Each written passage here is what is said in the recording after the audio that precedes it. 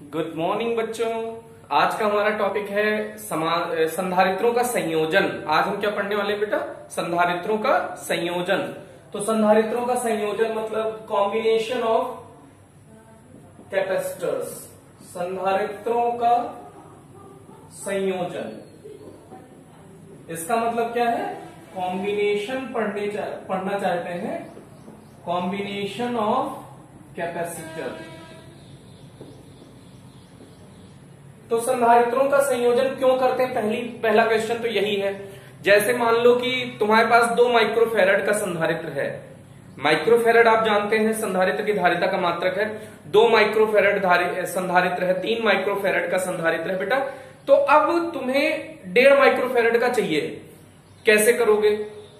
1 microfarad का चाहिए, 2 microfarad के ही संधारित्र है, कैसे करोगे?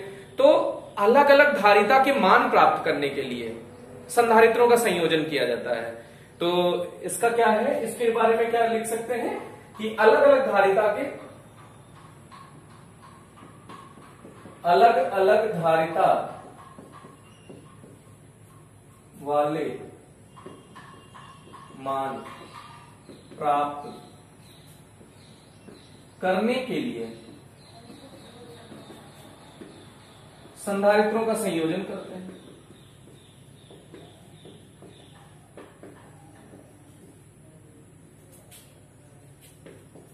किया जाता है। तो ये संयोजन मुख्यतः 2 प्रकार का होता है।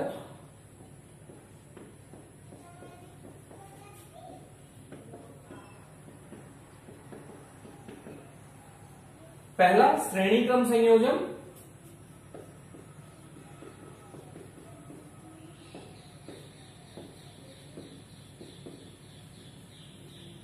दूसरा क्या है बेटा?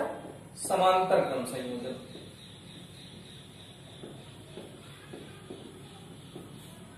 इंग्लिश में क्या कहोगे? सीरीज कॉम्बिनेशन,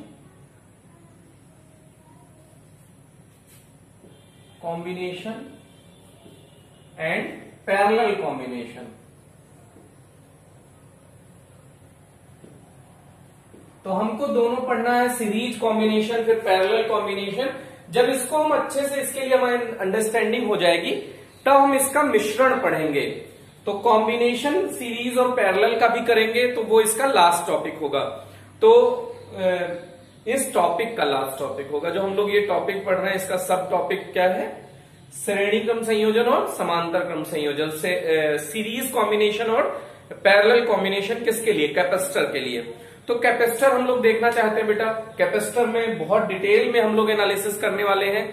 तो अब हमने लगभग बस ये 1-2 टॉपिक इनको अच्छे से समझ लीजिए। तो सीरीज कॉम्बिनेशन और पैरेलल कॉम्बिनेशन यहां समझने का क्या फायदा होगा? आपने जैसे 10वीं में प्रतिरोध पढ़े थे, तो प्रतिरोधों में भी सीरीज कॉम्बिनेशन और पैरेलल कॉम्बिनेशन होते थे। श्रेणी क्रम संयोजन, समांतर क्रम संयोजन आप करते थे। तो वहां वाले टॉपिक भी हमको आगे पढ़ने हैं जो 10th में थे। वो हमारे नेक्स्ट चैप्टर में, नेक्स्ट 2 चैप्टर्स में आपको वो कवर करने को मिलेगा।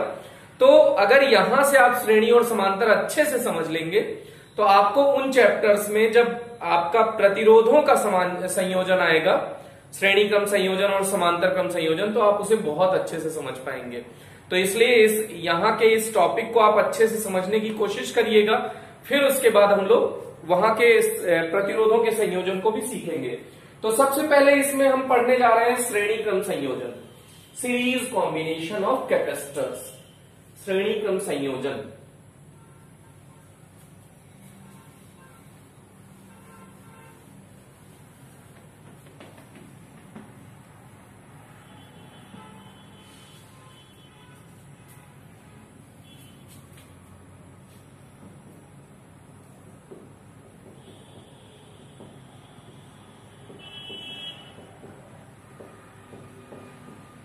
संधारित्रों का श्रेणी क्रम संयोजन बेटा ये कैसे है आप देखिएगा। मान लीजिए कि आपके पास ढेर सारे संधारित्र हैं। मान लीजिए हम 3 का कॉम्बिनेशन लेके आपको दिखा रहे हैं, C1, C2 और C3। इसको किसी बैटरी V से जोड़ दिया गया है। आपने बैटरी जिसका वोल्टेज V है आपने उससे कनेक्ट कर रखा है। तो अब आप देखिएगा जैसे ये प्रथम संधारित्र है बेटा, C1 लिख देते हैं प्रथम संधारित्र को, और ये द्वितीय संधारित्र है, इसे हम C2 लिख देते हैं, और तृतीय संधारित्र है, इसे हम C3 लिख देते हैं। तो ये देखिएगा इसके, अच्छा ये फर्स्ट प्लेट है, फर्स्ट प्लेट इसकी ये सेकंड प्लेट है, ये इसकी फर्स्ट प्लेट है और ये इसकी सेकंड प्लेट है। फर्स्ट प्लेट है और ये इसकी सेकंड प्लेट है। तो इसको कैसे बोलेंगे बेटा, श्रेणीक्रम संयोजन की डेफिनेशन, संधारित्रों का ऐसा संयोजन जिसमें प्रथम संधारित्र की द्वितीय प्लेट को द्वितीय संधारित्र की प्रथम प्लेट से, देखिए यहां जोड़ दिया गया है, तथा द्वितीय संधारित्र की द्वितीय प्लेट को तृतीय संधारित्र की प्रथम प्लेट से तथा अन्य संधारित्रों को भी इसी क्रम में संयोजित किया जाए, तो इस प्रकार के संयोजन को श्रेणी क्रम संयोजन कहते हैं। फिर से देखिएगा एक बार फिर से, ये प्रथम संधारित्र है बेटा, ये द्वितीय संधारित्र है और ये तृतीय संधारित्र है। तो प्रथम संधारित्र की द्वितीय प्लेट को द्वितीय संधारित्र की प्रथम प्लेट से तथा द्वितीय संधारित्र की द्वितीय प्लेट को तृतीय संधारित्र की प्रथम प्लेट से तथा अन्य संधारित्रों को भी यदि इसी क्रम में संयोजित किया जाए, तो इस प्रकार के संयोजन को श्रेणी क्रम संयोजन कहते हैं। कुल मिलाकर प्रथम संधारित्र की द्वितीय प्लेट, द्वितीय संधारित्र की प्रथम प्लेट, द्वितीय संधारित्र की द्वितीय प्लेट, तृतीय संधारित्र की प्रथम प्लेट और अन्य संधारित्रों को भी इसी क्रम में संयोजित किया जाए, तो इस प्रकार के संयोजन को श्रेणी क्रम संयोजन कहते हैं बेटा। तो आप इसको अच्छे से 2-3 बार 4 बार आप रिवीजन मारिए, जल्दी जल्दी बोलिए आप, इसके बाद तुरंत आपको ये ग्रिप में आ जाएगा। एक बार वीडियो पॉज करो, तुरंत डेफिनेशन 3-4 बार बोलो।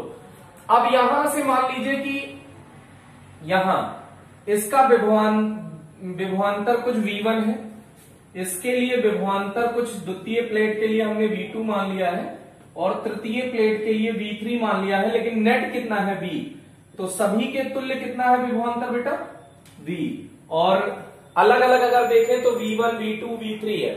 तो इन तीनों के लिए अगर हम बात करें तो ये हो गई इसकी डेफिनेशन। अब इसका फॉर्मूला हम लोग डिराइव करना चाहते हैं, तो इसमें देखिए कैसे करेंगे। अब इसकी भाषा क्या है, संधारित्र के संयोजन, श्रेणी क्रम संयोजन में भाषा कैसे लिखेंगे। माना किसी बाह्य स्रोत से प्रथम संधारित्र की को +Q आवेश, प्रथम प्लेट को +Q आवेश देते हैं, तो प्रेरण के कारण द्वितीय प्लेट पर, प्रेरण के कारण संधारित्र की द्वितीय प्लेट की आंतरिक सतह पर -Q तथा बाह्य सतह पर +Q आवेश आ जाता है। ये +Q आवेश चालक तार के माध्यम से द्वितीय संधारित्र की प्रथम प्लेट पर पहुंच जाता है। अब पुनः प्रेरण के कारण द्वितीय संधारित्र की आंतरिक सतह पर -Q तथा बाह्य सतह पर +Q आवेश आ जाता है। ये आवेश पुनः प्रेरण के कारण, वो चालक तार से संयोजन के कारण तृतीय संधारित्र की आंतरिक प्लेट पर पहुंच जाता है। इस प्रकार सभी संधारित्रों का आवेशन हो जाता है। माना अब ये देखिएगा वही आवेश ट्रांसफर हो रहा है, तो इसका भी आवेश कितना है बेटा Q, तो इसका भी आवेश Q है, तो इसका भी आवेश Q है। तो श्रेणी क्रम संयोजन में आवेश का मान सभी संधारित्रों के लिए समान होता है। ध्यान दीजिएगा बेटा, श्रेणी क्रम संयोजन में सभी संधारित्रों के लिए आवेश का मान समान होता है। तो फिर से पूरी डेफिनेशन एक बार फिर से रिपीट मारिए और उसके बाद इसको आगे बढ़ाते हैं कि संधारित्रों का ऐसा संयोजन जिसमें प्रथम संधारित्र की द्वितीय प्लेट को द्वितीय संधारित्र की प्रथम प्लेट से, द्वितीय संधारित्र की द्वितीय प्लेट को तृतीय संधारित्र की प्रथम प्लेट से तथा अन्य संधारित्रों को भी इसी क्रम में संयोजित किया जाए, तो इस प्रकार के संयोजन को श्रेणी क्रम संयोजन कहते हैं। श्रेणी क्रम संयोजन में आवेश का मान सभी संधारित्रों के लिए समान होता है। अब इसकी भाषा पर आते हैं बेटा। भाषा, माना किसी बाह्य स्रोत से प्रथम संधारित्र को +Q आवेश प्रदान किया जाता है, प्रेरण के कारण उसकी आंतरिक सतह पर, प्रथम संधारित्र की आंतरिक सतह पर -Q तथा बाह्य सतह पर +Q आवेश आ जाता है, जो चालक तार के माध्यम से द्वितीय संधारित्र की प्रथम प्लेट पर पहुंच जाता है। पुनः प्रेरण के कारण द्वितीय संधारित्र की आंतरिक सतह पर माइनस क्यू तथा बाह्य सतह पर प्लस क्यू आवेश आ जाता है। ये प्लस क्यू आवेश पुनः चालक तार के माध्यम से तृतीय संधारित्र की आंतरिक सतह पर चला जाता है। इस प्रकार संयोजन में लगे सभी संधारित्र समान रूप से आवेशित हो जाते हैं। संयोजन में लगे सभी संधारित्र समान रूप से आवेशित हो जाते हैं बेटा। माना प्रथम संधारित्र के सिरों पर विभवांतर V1, द्वितीय के सिरों पर V2 तथा तृतीय के सिरों पर V3 है तथा संयोजन का कुल विभवांतर V है। तो देखिए आप क्या कह सकते हैं, V equals V1 plus V2 plus V3, या आप बोल सकते हैं बेटा इक्वेशन नंबर 1। अब प्रथम संधारित्र के लिए आवेश का मान तीनों के लिए समान है। तो आप देखिए प्रथम संधारित्र के लिए क्या लिख सकते हैं, प्रथम संधारित्र के लिए C equals Q by V होता है। तो C equals Q by V बेटा। अब यहां Q तो सेम रहेगा, तो ये हुआ C1, ये हुआ V1। तो यहां से आप लिख सकते हो V1 equals Q upon C1।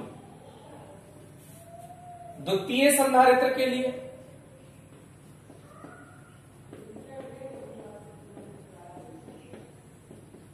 Direct लिख देते हैं बेटा V2 equals Q upon C2। तृतीय संधारित्र के लिए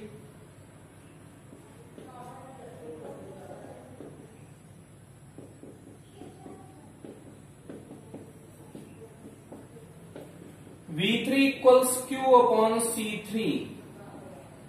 माना संयोजन की तुल्य धारिता CS है, माना संयोजन की तुल्य धारिता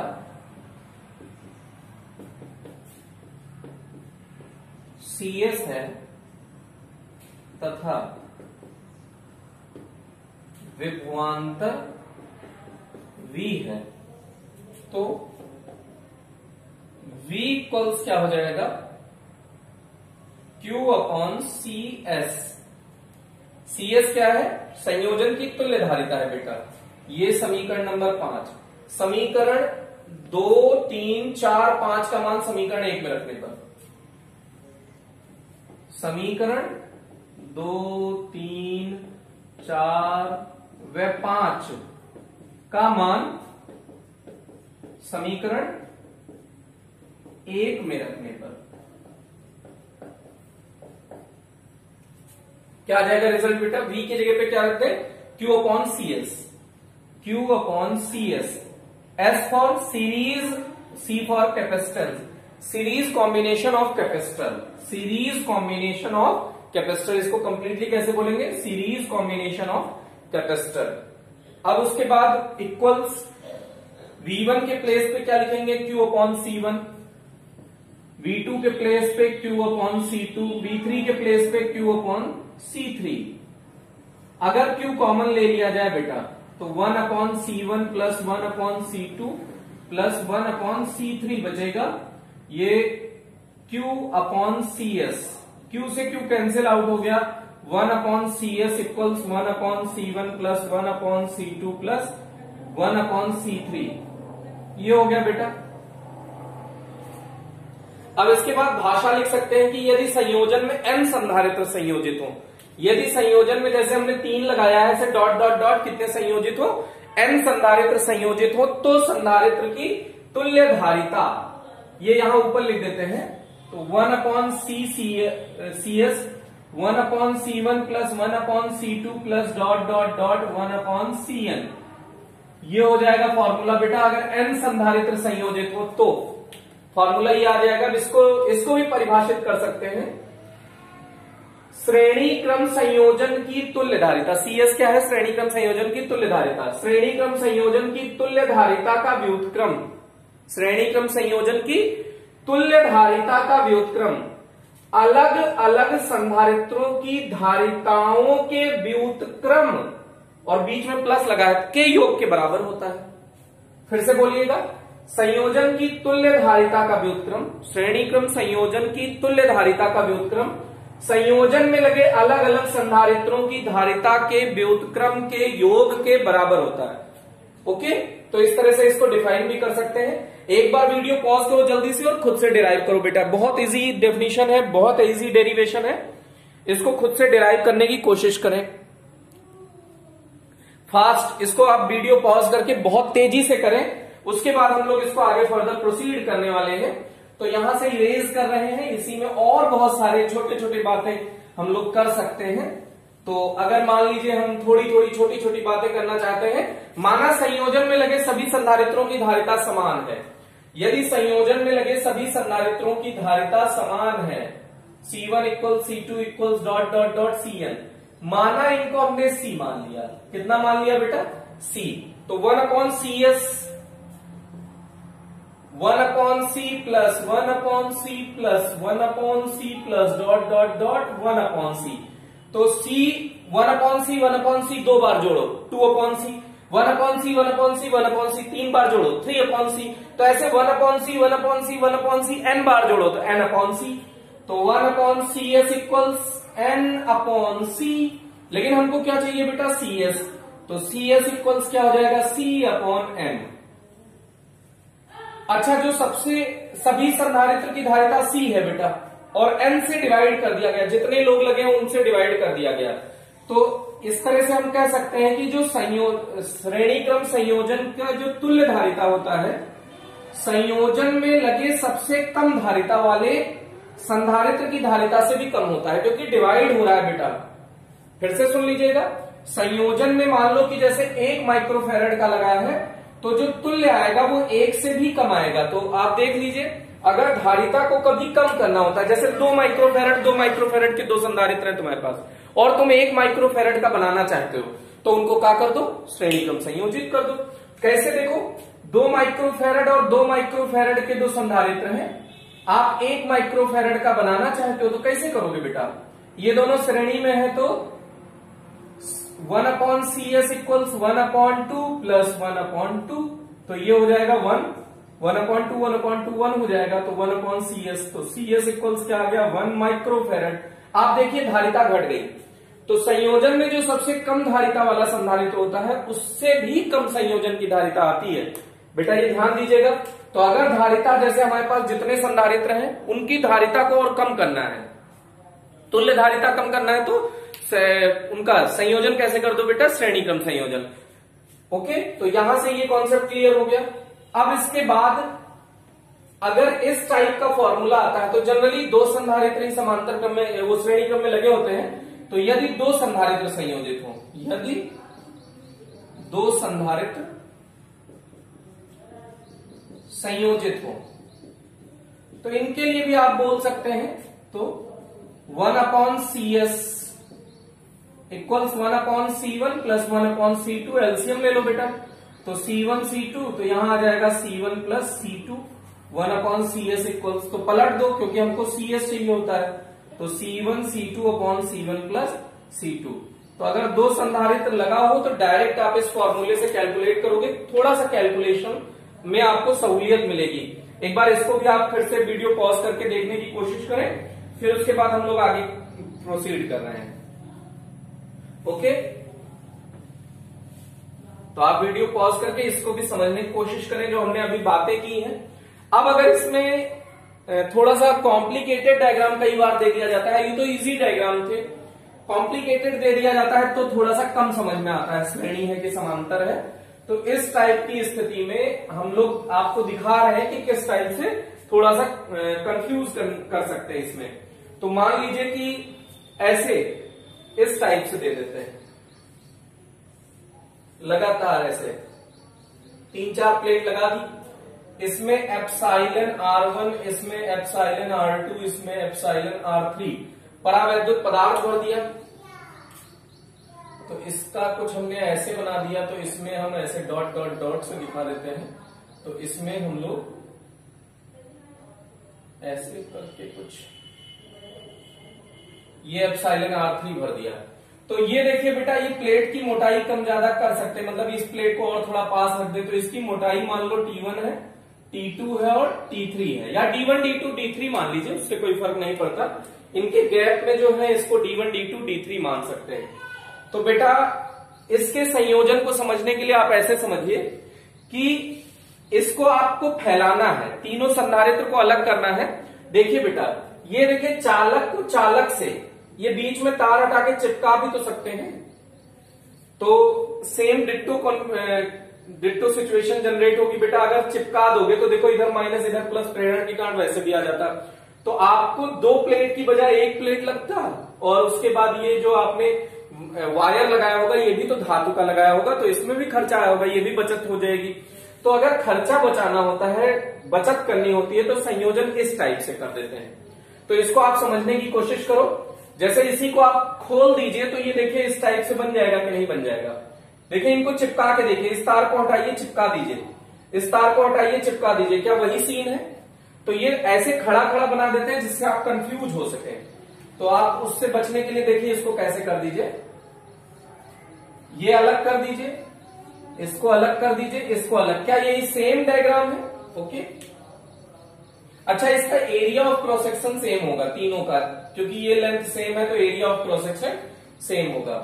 तो अगर ये संयोजन में जुड़े हैं ऐसे सोचिए, तो इसकी धारिता C1 इक्वल्स, ये इसकी धारिता को C1 मान लेते हैं, और इसकी कुछ C2, इसकी कुछ C3। इनके बीच की मोटाई अलग अलग हो सकती है बेटा। तो C1 इक्वल्स एरिया जब गिवन हो एप्सिलॉन नॉट, और परावैद्युत पदार्थ कितने माध्यम का भरा है? एप्सिलॉन R1, और अपॉन D होता है। D का मतलब दोनों प्लेटों के मध्य की दूरी, तो दोनों प्लेटों के मध्य की दूरी क्या कितनी दी है? T1। इसी तरह से C2 क्या होगा बेटा? A epsilon not epsilon R2 upon T2। C3 क्या होगा? A epsilon not epsilon R3 upon T3। संयोजन में कैसे जुड़ते हैं? तो 1 upon CS equals 1 upon C1 plus 1 upon C2 plus 1 upon C3। तो 1 अपॉन C1 की वैल्यू क्या है?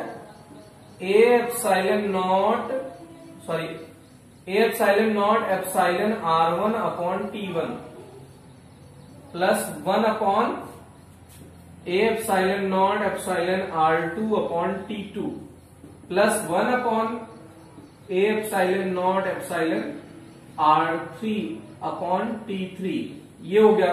अब आप इसको सॉल्व करिए तो पलट के ऊपर चला जाएगा, तो T1 upon A epsilon not epsilon R1 plus T2 upon A epsilon not epsilon R2 plus T3 upon A epsilon not epsilon R3। ये आया 1 अपॉन CS। 1 अपॉन CS का फाइनल रिजल्ट क्या आ जाएगा बेटा? 1 upon A epsilon not common हो रहा है कि नहीं हो रहा है? तो वह बचा क्या? T1 upon epsilon R1 plus T2 upon epsilon R2 plus T3 upon epsilon R3। ये हो गया बेटा। तो ये फाइनल इस टाइप का अगर कैलकुलेशन गिवन हो, इसका डायग्राम गिवन हो, तो इसको आप कैसे सॉल्व कर सकते हैं, या आप देख सकते हैं। आपको सॉल्व करके दिखा दिया गया है।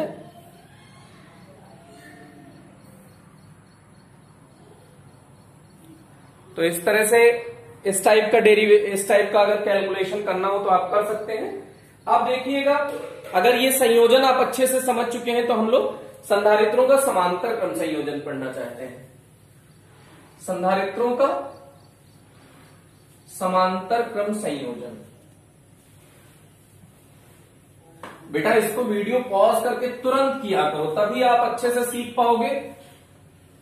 और अगर आपके पिछले वीडियोस छूट गए हैं और चैप्टर आपका इनकम्प्लीट रह गया है, तो पहले इस चैप्टर को कंप्लीट करने की कोशिश करो। जब इस चैप्टर को आप कंप्लीट कर लोगे तो धीरे धीरे कॉन्फिडेंस बढ़ेगा और आपके पीछे वाले चैप्टर भी धीरे धीरे कवर हो जाएंगे। तो पहले इनको कंप्लीट करने की कोशिश करते हैं।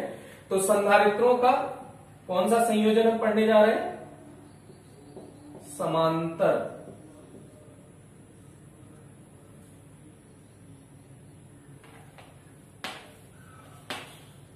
पिछला था संधारित्रों का श्रेणी क्रम संयोजन, इस बार है संधारित्रों का समांतर क्रम संयोजन। तो संधारित्रों का समांतर क्रम संयोजन बेटा, अब समांतर रूप से आपको संयोजित करना है, तो देखिए कैसे संयोजित करेंगे।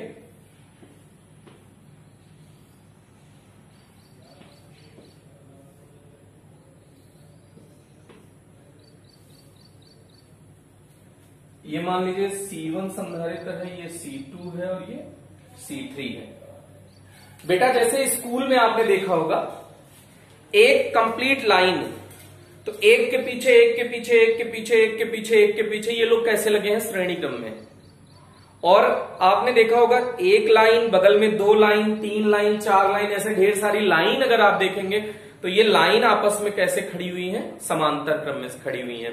तो समांतर क्रम संयोजन और श्रेणी क्रम संयोजन आप ऐसे भी समझ सकते हैं, ढेर सारे लोग एक साथ एक दूसरे के बाद एक दूसरे के बाद एक दूसरे के, जैसे मैंने बगल वाले का हाथ पकड़ लिया, बगल वाले ने मेरा हाथ पकड़ के ऐसे ऐसे क्रम से खड़े हो जाए तो ये श्रेणी क्रम संयोजन है। और 3 लोग हों, तीनों के बाएं हाथ हम लोग एक साथ पकड़ लें और दाहिने हाथ एक जगह पे, तीनों लोग एक साथ पकड़ लें, तो ये संयोजन क्या कहलाएगा, समांतर क्रम संयोजन। तो वही यहां पे भी है, संधारित्रों का ऐसा संयोजन जिसमें प्रत्येक संधारित्र की, ये देखिए प्रथम प्लेट है और इधर वाली द्वितीय प्लेट है, प्रत्येक संधारित्र की प्रथम प्लेट को किसी एक बिंदु पर तथा द्वितीय प्लेटों को किसी अन्य बिंदु पर, उसी बिंदु पर नहीं संयोजित कर सकते, किसी अन्य बिंदु पर। फिर से देखिए, संधारित्रों का ऐसा संयोजन जिसमें प्रत्येक संधारित्र की प्रथम प्लेट को किसी एक बिंदु पर तथा द्वितीय प्लेट को किसी अन्य बिंदु पर एक साथ संयोजित किया जाता है।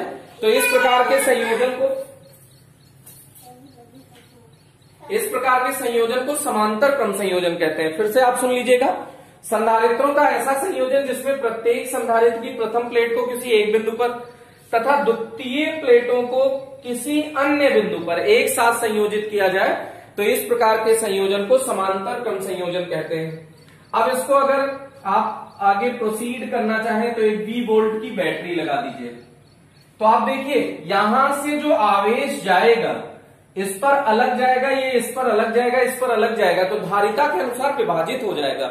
जैसे जिसकी धारिता ज्यादा होगी वो ज्यादा आवेश रख लेगा, जिसकी धारिता कम होगी वो कम आवेश रख लेगा। तो जो दिया गया आवेश है वो उसकी धारिता के अनुपात में, धारिता के अनुसार विभाजित हो जाता है। तो इसका मतलब यहां पर आवेश कुछ होगा Q1, इसका आवेश Q1 होगा, इसका Q2 होगा, इसका Q3 होगा। यहां आवेश बेटा अलग अलग होगा, लेकिन विभव 2 बिंदुओं के मध्य होता है। तो जैसे इस बिंदु और इस बिंदु की बात करें तो यहां से यहां तक का विभव, चाहे प्रथम प्लेट ले लीजिए, चाहे द्वितीय संधारित्र ले लीजिए, सॉरी प्रथम संधारित्र ले लीजिए या द्वितीय संधारित्र या तृतीय संधारित्र, तीनों संधारित्रों के लिए विभव का मान समान होगा। फिर से समझ लीजिए, यदि प्रत्येक संधारित्र की प्रथम प्लेट को किसी एक बिंदु पर तथा द्वितीय प्लेट को किसी एक साथ अन्य बिंदु पर संयोजित किया जाए तो इस प्रकार के संयोजन को समांतर क्रम संयोजन कहते हैं। और समांतर क्रम संयोजन में प्रत्येक संधारित्र के लिए विभव का मान समान होता है बेटा, और आवेश का मान इसमें क्या हो जाता है, अलग अलग हो जाता है। तो अब भाषा देखिएगा, माना किसी बाह्य स्रोत से संधारित्रों को आवेशित किया जाता है, तो अगर इस पे देखिए हमने 5+ दिखाया है, तो प्रेरण के कारण द्वितीय सतह पर -Q आ जाता है, Q1 प्लस Q1 आया तो -Q1, तो इस पे 5 नहीं दिखा सकते आप, 1 2 3 4 5 6 7 दिखा दिया, तो यहां माइनस। आप ये देखिए आवेश बराबर नहीं दिखा रहे हैं, क्योंकि ये धारिता के अनुसार आवेश अलग अलग आ सकता है बेटा। तो यहां पे तीसरे संधारित्र पे मान लीजिए 4+ आया तो 4- आया, सब पे ये आवेश अलग अलग आएगा। वो कैसे आएगा, धारिता के अनुसार आएगा बेटा। जिसकी धारिता ज्यादा होगी वो ज्यादा आवेश रखेगा, जिसकी धारिता कम होगी वो कम आवेश रखेगा। तो फिर से देखिएगा, माना किसी बाह्य स्रोत से संधारित्रों को आवेश प्रदान किया जाता है, तो प्रथम संधारित्र में +Q, प्रत्येक संधारित्र की प्रथम प्लेट पर क्रमशः Q1, Q2, Q3 आवेश आ जाता है। तो प्रेरण के कारण द्वितीय प्लेट की आंतरिक सतह पर -Q1, -Q2 तथा -Q3 आवेश आ जाता है। तो इस तरह से तथा सभी संधारित्रों के लिए विभव का मान समान होता है। तो अगर हम ऐसे कहें कि दिया गया आवेश Q है, माना दिया गया आवेश, माना संयोजन को दिया गया कुल आवेश Q है, जो Q1 व Q2 Q3 में, Q1 Q2 व Q3 में विभाजित हो जाता है।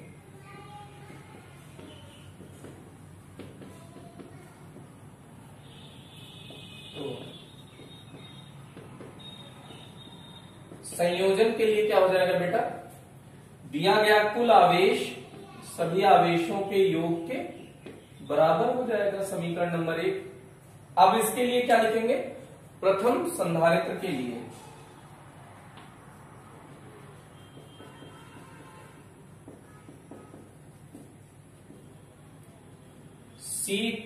C1 equals Q1 upon V।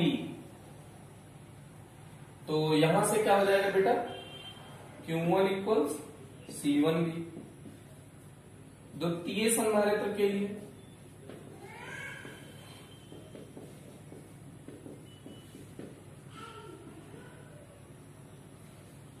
Q2 equals C2V। तृतीय संधारित्र के लिए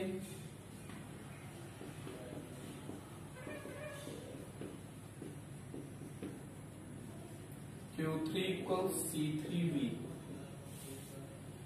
अब माना संयोजन की तुल्य धारिता Cp है, माना पैरेलल में जुड़ा है इसलिए P कह रहे हैं, माना संयोजन की तुल्य धारिता Cp है तथा कुल आवेश Q है, तो Q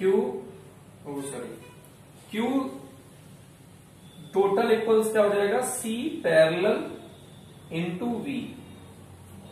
C पैरेलल समांतर क्रम संयोजन की तुल्य धारिता, इसको समीकरण 4 मान लीजिए। समीकरण 1 2 3 4 का मान, समीकरण 1 2 3 व इसको बाई मिस्टेक ये देख लीजिए 2 3 4 5, समीकरण 2 3 4 व 5 का मान समीकरण 1 में रखने का।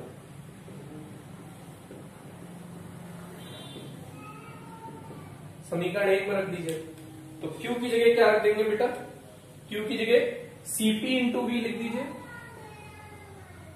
C1V plus C2V plus C3V, V common हो गया, C1 plus C2 plus C3, Cp into V, V से V कैंसिल आउट हो गया, तो ये क्या आ गया बेटा, तुल्य Cp equal C1 plus C2 plus C3। तो ऐसे इससे भी परिभाषा बोल सकते हैं, समांतर क्रम संयोजन की तुल्य धारिता अलग अलग संधारित्रों की धारिता के योग के बराबर होता है। बड़ा सिंपल है, तो इस तरह से आप इसमें कह सकते हैं। अब ऐसे भाषा बोल सकते हैं, यदि संयोजन में n संधारित्र जुड़े हों, यदि संयोजन में n संधारित्र जुड़े हों तो Cp इक्वल्स क्या हो जाएगा, C1 plus C2 plus dot dot dot Cn। तो ये भी एक फॉर्मूला आप लिख सकते हैं। ओके, तो जल्दी से वीडियो पॉज करो बेटा और जल्दी से इसको डिराइव करो। वीडियो पॉज करके खुद से डिराइव करने की कोशिश करो जल्दी से, जितना तेजी से आप करेंगे उतना ही फायदा होगा। वीडियो पॉज करो बेटा और जल्दी से इसे डिराइव करो थोड़ा सा, इससे फिर इसके बाद हम लोग आगे फर्दर देखते हैं। हम ऐसा मानते हैं कि आपने कर लिया होगा तब आप आगे देखने जा रहे हैं। अब इसमें थोड़े से 2-1 पॉइंट और बोल सकते हैं अपन कि यदि संयोजन में लगे सभी संधारित्रों की धारिता समान हो, यदि संयोजन में लगे सभी संधारित्रों की धारिता समान हो तो Cp इक्वल्स क्या हो जाएगा, C plus dot dot dot C। तो Cp इक्वल्स क्या हो जाएगा, NC, क्योंकि C 2C 2 बार जोड़ा, 2C 3 बार जोड़ोगे 3C, तो n बार जोड़ोगे तो क्या आ जाएगा बेटा, NC। Cp equals NC।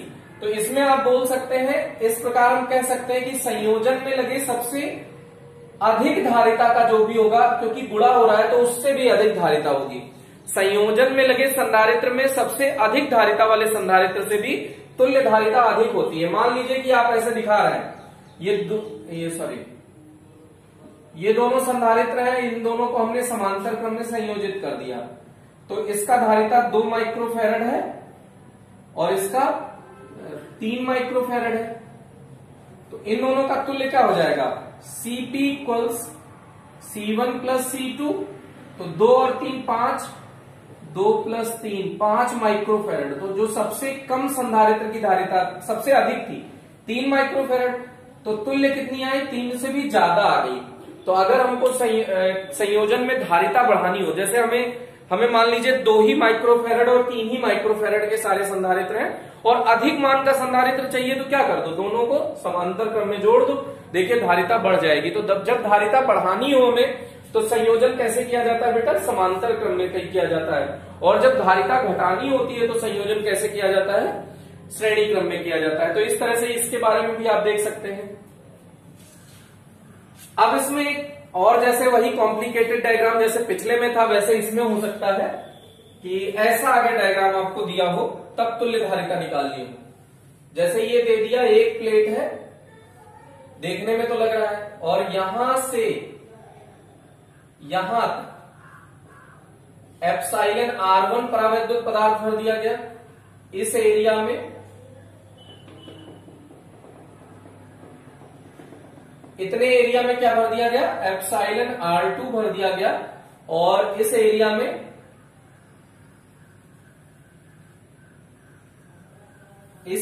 क्या भर दिया गया बेटा? एप्सिलॉन R3 भर दिया गया। तो अलग अलग, अब देखिए ये एरिया अलग हो सकता है, तो इसके लिए A1, A2, A3 एरिया मान सकते हैं, लेकिन गैप तीनों के लिए सेम है, तो जो T है वो तीनों के लिए सेम है बेटा। अब आप सोचिएगा, इसको समझने की कोशिश करिएगा। तो देखिए इसको कैसे कर सकते हैं? यहां से ये प्लेट काट के अलग कर दीजिए, उधर कर दीजिए, और तीनों को अलग अलग तार से संयोजित कर दीजिए। ऐसा कह रहे हैं, देखिए ये बीच में जो है उसमें आप A2 वाला एरिया वाला ले लीजिए, और इससे एक तार और लगाइए। ये A1 एरिया वाला प्लेट ले लिया, और इससे एक तीसरा तार जोड़िए। वो किससे जोड़ दीजिए? A3 एरिया वाले तार से। तो यहां इन तीनों को अलग कर दिया, तो तीनों अलग करेंगे तो ऐसे करेंगे। और ये तार है चालक से जुड़ा है बेटा, तो चालक से इस तार को जोड़िए, या इस प्लेट को जोड़ दीजिए, या यहां जोड़ दीजिए, कोई फर्क नहीं पड़ेगा। तो अब देखिए यहां पे एप्सिलॉन R1 का भर दिया, एप्सिलॉन R2 का भर दिया, एप्सिलॉन R3 का भर दिया। मोटाई तीनों की सेम है बेटा, तो इसलिए T तीनों की मोटाई लिख दी। अब प्रथम संधारित्र के लिए क्या हो जाएगा? C1 equals A epsilon not epsilon R1 बटे T। C2 इक्वल्स क्या हो जाएगा? A epsilon not epsilon R2 बटे T। A1 A2 है बेटा, अलग अलग है, तो C3 इक्वल्स क्या हो जाएगा?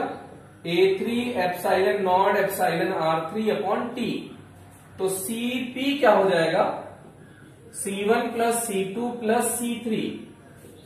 तो C1 plus C2 plus C3 रख दीजिए। A1 epsilon not epsilon R1 upon T plus A2 epsilon not epsilon R2 upon T plus A3 epsilon not epsilon R3 upon T। तो यहां epsilon not upon T common ले सकते हो, तो A1 epsilon R1 plus A2 epsilon R2 plus A3 epsilon R3, ऐसे बचेगा बेटा। तो इस तरह से आप इसको सॉल्व कर सकते हैं। तो इस तरह से हमने देखा कि समांतर क्रम संयोजन और श्रेणी क्रम संयोजन। बेटा इस तरह आप इसको खूब अच्छे से इन डेफिनेशंस को, इन डेरिवेशंस को देखिएगा। तो हम लोग फिर नेक्स्ट टर्म पे इससे रिलेटेड न्यूमेरिकल की चर्चा करेंगे, और आप कोशिश करें इससे रिलेटेड जो भी न्यूमेरिकल है, इन्हीं से रिलेटेड फॉर्मूले लगेंगे, एक बार उनको कोशिश करें ट्राई करने की। क्योंकि आपने 11th में वो 10th क्लास में जैसे आपने प्रतिरोध देख रखा है, लेकिन बस इसमें आपने देखा होगा कि ये फॉर्मूला रिवर्स आ जाता है, उल्टा आ जाता है। जैसे वहां समांतर क्रम में आता था 1 upon R equals 1 upon R1 plus 1 upon R2 plus 1 upon R3। यहां समांतर क्रम जब संधारित्रों को संयोजित कर रहे हो तो C equal C1 plus C2 plus C3 आ रहा है। तो देखिए उल्टा आ रहा है ना। ऐसे वहां श्रेणी क्रम में जब प्रतिरोधों को संयोजित करते थे तो R equals R1 plus R2 plus R3 आता था, लेकिन यहां देखिए अगर समान श्रेणी क्रम में संयोजित करते हैं संधारित्रों को तो 1/C1 plus 1/C2 plus 1/C3, ये तो रिवर्स आ रहा है ना बेटा। बस ये ध्यान रखना है कि संधारित्र अगर आप सॉल्व कर रहे हैं और अगर आप प्रतिरोध सॉल्व कर रहे हैं तो संधारित्र का जो फॉर्मूला आता है प्रतिरोध का उल्टा आता है, ये दिमाग में सेट कर लीजिए। ये एक बार नहीं 1000 बार यूज होगा बेटा और बार बार इसमें कंफ्यूजन रहता है। संधारित्र में जो फॉर्मूला आएगा वो प्रतिरोध का उल्टा आएगा। ओके, तो संधारित्र और प्रतिरोध को आप अलग अलग सॉल्व कर सकते हैं एकदम डिटेल में, लेकिन अभी आपको सिर्फ संधारित्र के न्यूमेरिकल सॉल्व करने हैं। संधारित्र के न्यूमेरिकल आपके बुक में गिवन है, आप वो कोशिश करें खुद से ट्राई करने की, जिससे कि नेक्स्ट टर्म पे हम ढेर सारे जब न्यूमेरिकल आपको कराएं तो आपको उसको करने में बहुत कन्वीनियंट होगा। Okay, thank you.